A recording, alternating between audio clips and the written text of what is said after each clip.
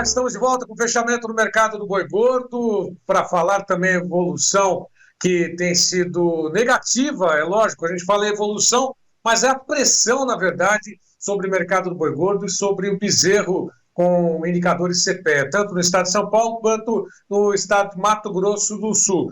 Mas antes de falarmos a respeito disso e ouvir a opinião também do Iberville Neto, que mandou um recado para a gente, vamos acompanhar o que está acontecendo nesse momento lá na B3, o fechamento desta quarta-feira, portanto, mostrando aí o maio a R$ 259,90, uma queda de 0,23%. Está ficando um retrovisor, mas mesmo assim já está caminhando para uma queda aí no encerramento do mês. O junho a R$ 253,55, 0,94 de queda. O julho a R$ 257,30 por arroba, 0,85 de queda. E o agosto a R$ 256,00, 0,67% de alta. Ou seja, o mercado segue pressionado também lá futuro na B3. Para se ter uma ideia, o boi, segundo o indicador CPE Exalc, o Gleidson vai colocar no ar o gráfico dos últimos 12 meses, mostra exatamente essa pressão sobre as cotações. Lá no comecinho, dá para inclusive encher a tela, nós vemos aí que no mês de junho do ano passado, a média da arroba do boi gordo estava cotada em R$ 317. Aí foi recuando, caiu e apresentou no fechamento desta terça-feira a cotação de R$ 261,85. Só nesse mês a queda foi de 3,5%. Só nesse mês de maio acumula uma queda de 3,5%. Mas imaginar que um ano atrás, nesse mesmo período, a arroba do boi gordo estava em torno de R$ 317, R$ 50 reais ou mais de diferença de um ano para o outro. Espera-se que essa curva comece a apontar para cima, mas olha aí, só para baixo, né? Não teve nenhuma gangorra. Quando teve, foi uma evolução muito pequena, uma reação muito pequena, mas, por fim, nesse mês de maio, a curva foi acentuada e a linha apresenta lá do lado direito uma queda muito grande para a arroba do boi gordo, e você que está no mercado físico bem sabe disso. Esse é o indicador CPE Exalc com as médias das negociações aqui em São Paulo. Imagine em outras praças das quais você está acompanhando esta pressão do boi gordo. Bom, quanto ao mercado físico, hoje a apuração feita pela Scott Consultoria, 11 de 32 praças apresentaram queda, sendo que São Paulo, Barretos, Araçatuba, 244,50, 246,50 no aprazo. Na última sexta-feira, a cotação a prazo estava em 256,50, R$10 de diferença, exatamente isso. Belo Horizonte, R$200, a arroba à vista, 202 no aprazo. Goiás ao Sul, 224,50 à vista, 226,50 no aprazo. Cuiabá, 214,50 à vista, 216,50 no aprazo. Mais 4 praças, Gleidson. Oeste do Maranhão, 205 à vista, 207 no aprazo. Alagoas, 264 à vista, 266 no aprazo. É a cotação mais alta do país, diante, lógico, das condições, das características do estado, como a pecuária de corte, a extensão da pecuária de corte. De qualquer forma, redenção no Pará, 202 à vista, 204 no aprazo. Tocantins ao norte, 207 à vista, 209 no aprazo. Quanto à oportunidade da reposição, os invernistas têm uma oportunidade, porque o bezerro ainda segue barato, e isso, de alguma forma, o criador não é nada favorável. Mas, de qualquer forma, nós temos aí a média do indicador CPE Exalc para o bezerro Mato Grosso do Sul, está aí outra curva, né? Uma queda, né? Um tobogã, por dizer assim. Começou lá em junho do ano passado, portanto, esse é o gráfico de 12 meses, de um ano, encerrou as cotações a R$ 2.302, R$ 2.565, perdão, R$ 2.565, recuou, subiu um pouquinho, agora nesse mês de abril, deu um esboço, né? Respirou um pouquinho, mas depois despencou de novo. Nesta segunda-feira, o indicador fechou a R$ 2.302,35. De R$ 2.565 no ano passado, recuou para R$ 2.300 no fechamento de ontem. Só no mês de maio, uma queda de 6,62%.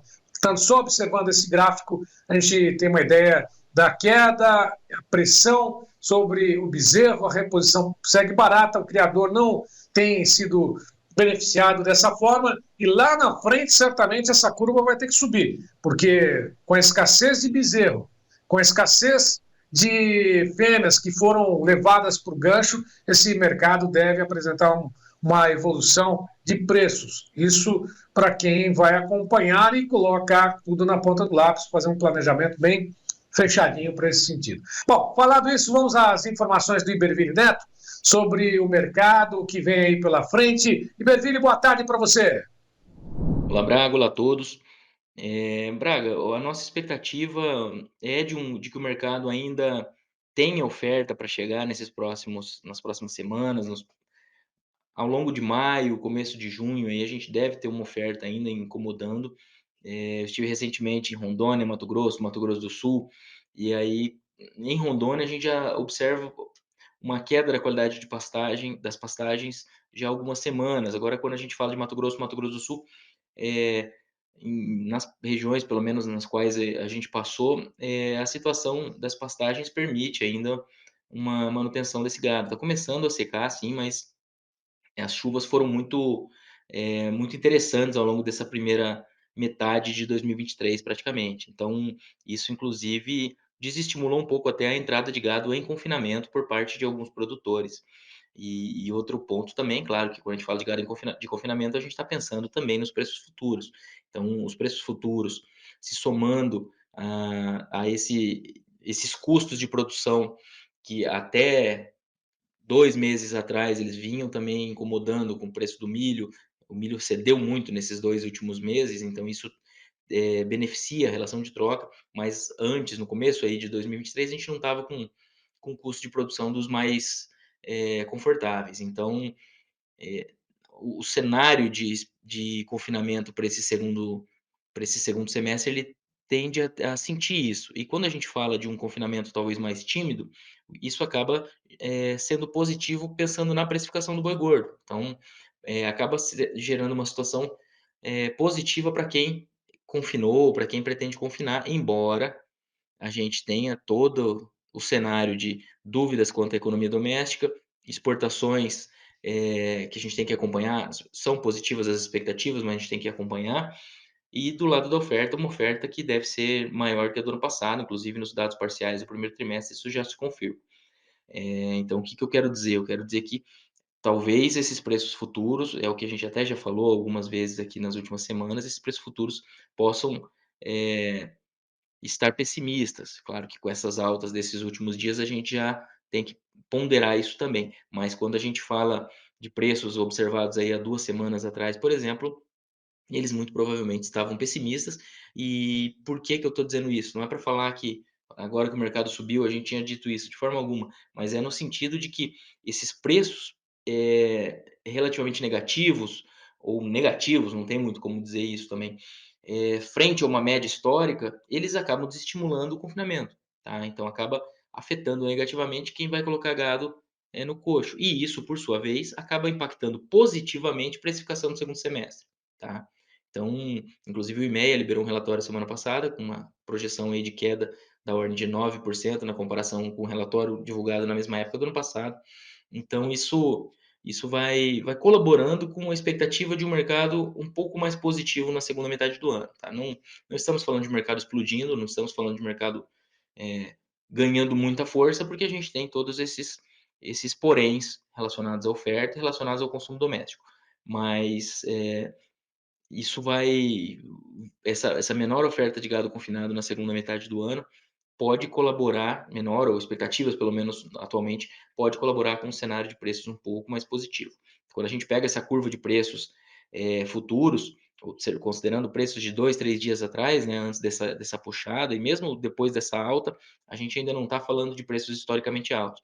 A gente está falando de uma curva de preços, pessimista mesmo para anos de baixa. Então se a gente pegar aí uma média dos últimos 20 anos e fizer o que que acontece em anos de retenção, anos de descarte, a curva de preços futuros, que vinha ocorrendo ali e ainda está, ela está pessimista mesmo para anos de descarte de fêmeas, tá. Então isso é um ponto interessante de a gente acompanhar, porque mesmo em anos de descarte, a entre-safra costuma trazer alguma evolução para preço do boi gordo. O ano passado, está fresco na memória do produtor, foi um ano é, esquisito, eu não gosto nem de dizer atípico, porque a gente não tem um ano típico em pecuária, em mercados agrícolas, né? Mas foi um ano que o mercado de julho a dezembro seguiu caindo, e fora aquele repique ali em julho, ele não ele emendou o final de safra com uma queda aí no segundo semestre praticamente. Então a gente teve uma desvalorização de 13% entre janeiro e dezembro de 2022. Isso não é comum, tá? Isso não é o mais frequente observado no mercado. E isso quer dizer que o produtor não tenha que travar as cotações, não tenha que aproveitar esses repiques para eventualmente travar alguma coisa, travar um preço mínimo quando possível. Não, não é isso que a gente está falando. Não tem que sair do risco, tem que sair do risco sempre que possível. Mas, pensando em alguma expectativa aí para o segundo semestre, seria nessa linha, tá bom? Um abraço e até a próxima. Obrigado, Iberville. Até uma próxima. Lembrando a todos que estão nos acompanhando pelas mídias sociais, os canais oficiais aqui do Tempo e Dinheiro, todas essas informações estão lá disponíveis no TID. Vá lá, curta, comente, compartilhe. Não esqueça daquele like, da sua inscrição.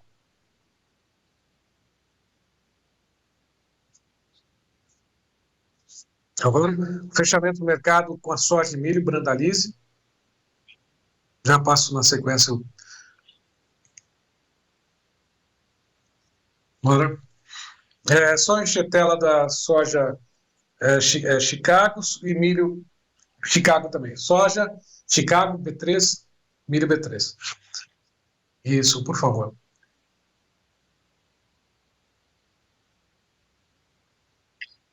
Nós estamos de volta agora para o fechamento do mercado da soja e do milho. Comentário do Brandalize. Desculpa, Blanda. Cebolinha.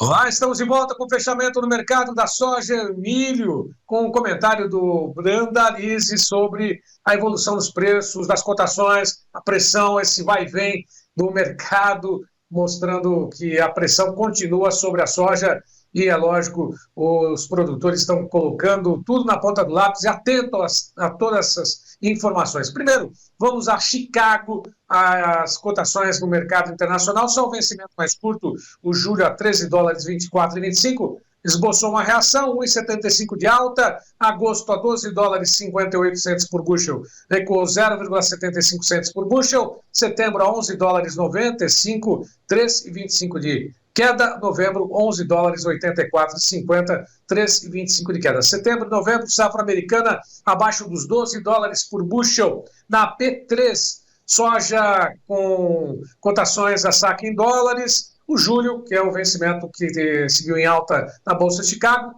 a B3 tem a saca de soja para o julho a 29 dólares e 20, alta de 0,17%. Bom, vamos saber do Brandalize o que está acontecendo com essa soja. O que acontece nesse mercado, hein, Brandalize? Tudo bem?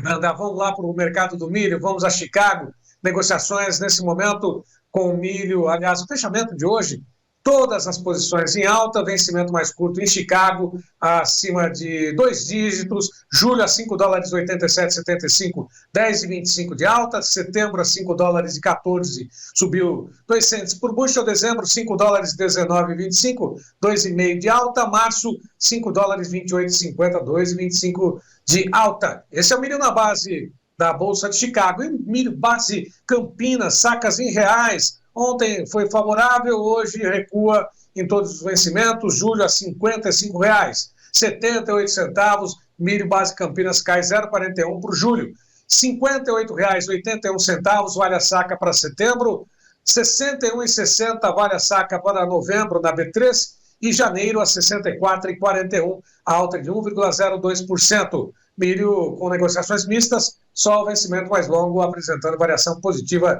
lá na B3. E para finalizar esse mercado do milho, Brandalize.